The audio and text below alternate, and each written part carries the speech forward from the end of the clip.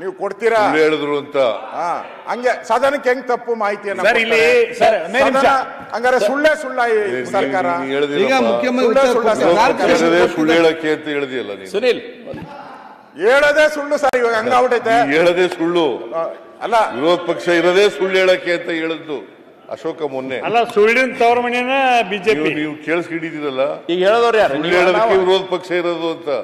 ಸುಳ್ಳು ಹೇಳಕ್ಕೆ ವಿರೋಧ ಪಕ್ಷ ಇಲ್ಲ. ನಾವು ಸುಳ್ಳು ಹೇಳಕ್ಕೆ ವಿರೋಧ ಪಕ್ಷ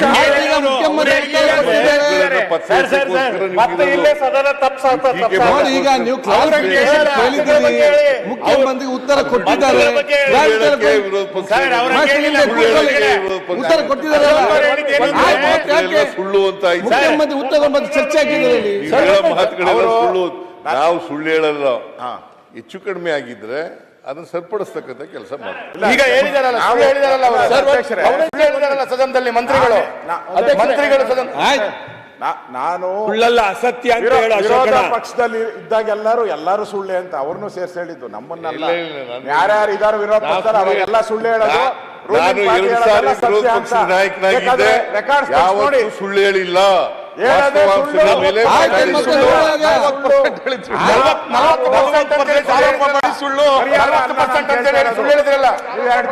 ನೀವು ಕೂತು ನೀವೆಲ್ಲ ಯಾಕೆ ನಿಂತಿದ್ದೇವೆ ಮಾತಾಡುವಾಗ?